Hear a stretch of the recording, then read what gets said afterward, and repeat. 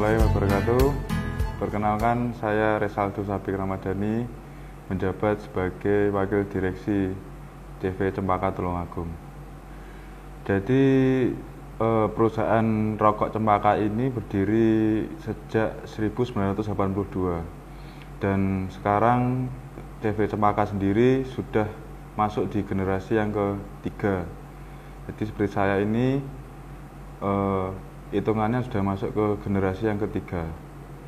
Kalau saya sendiri mulai menekuni usaha rokok ini dari tahun 2019. Jadi sebelum saya menekuni usaha rokok sendiri, saya sebenarnya kuliah. Setelah lulus kuliah, saya masuk ke CV Cempaka. Kalau idenya sebenarnya dari ide saya sendiri, Pak. Jadi mungkin karena saya selama sekolah dibiayai oleh Cempaka, maka saya ada keinginan atau ide dari saya sendiri untuk terjun ke CV Cempaka. Ya. Karena seperti kita tahu sendiri kalau produksi rokok, bisnis rokok di market Asia Tenggara itu masih masuk menjadi prioritas market di Asia Tenggara. Kalau di Cempaka sendiri ada 5 merek rokok. Jadi kalau kenapa memilih brand Cempaka, awalnya dari kakek saya sendiri. Dulu memilih nama Cempaka itu diambil sebenarnya dari jalan berdirinya lokasi pabrik, itu ada di Jalan Cempaka. Nah, selain itu filosofi Cempaka sendiri kan mempunyai arti luas, yaitu sumber kewangian. Sama halnya seperti rokok kita sendiri, ciri khasnya adalah wangi di rokoknya. Kalau di CV Cempaka ini sekarang ada 150 karyawan, termasuk karyawan borongan maupun karyawan harian. Kalau proses pembuatan rokok, awalnya kita harus memilih tembakau dari beberapa supplier, mana yang masuk nanti kita beli, lalu kita komposisi menjadi suatu racikan untuk rokok tersebut. Kalau hasil lintingan selalu kita mensortir atau memilih barang-barang yang bagus hasil lintingannya, seperti itu.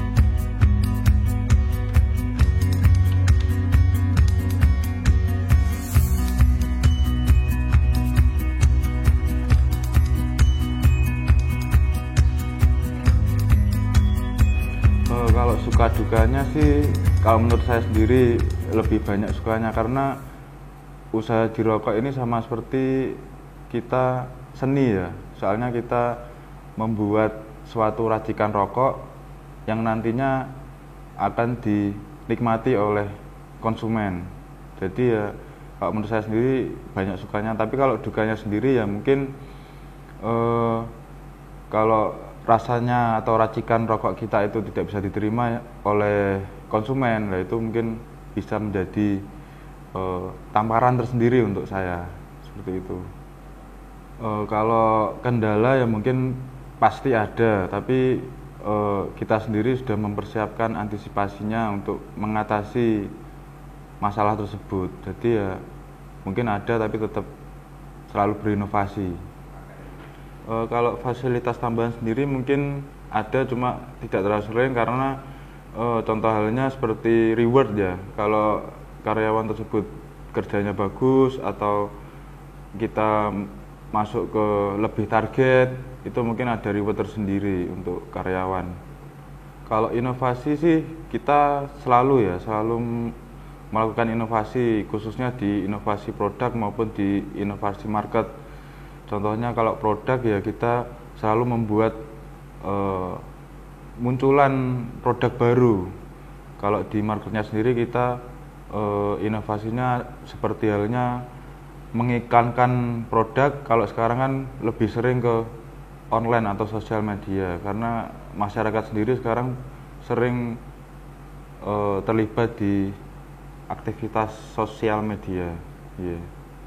Kalau pemasaran sendiri ya kalau sekarang sih susah Pak, karena kompetitor sendiri di Tulungagung khususnya itu sudah banyak kompetitor rokok di Tulungagung. Jadi ya kalau bisa dibilang di Jawa Timur itu sudah ketat persaingan rokoknya. Jadi kalau Cempaka sendiri ya harus tetap berinovasi dan ikut berkompetisi di pasar tersebut.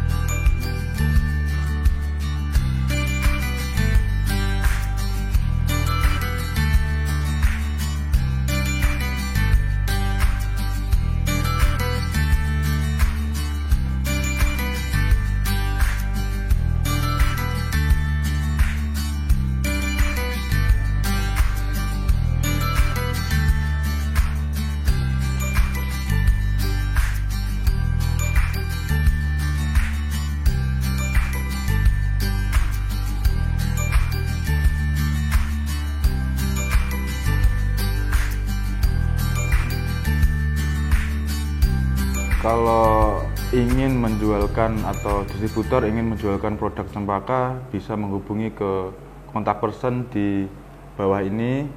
Ini nanti kontak personnya khusus untuk langsung di pabrik cempaka. Harapan kedepannya untuk cempaka pribadi, semoga bisa selalu lancar menjalankan produk rokok di Tulungagung khususnya, dan menjadi ikon perusahaan rokok Tulungagung di pasar nasional.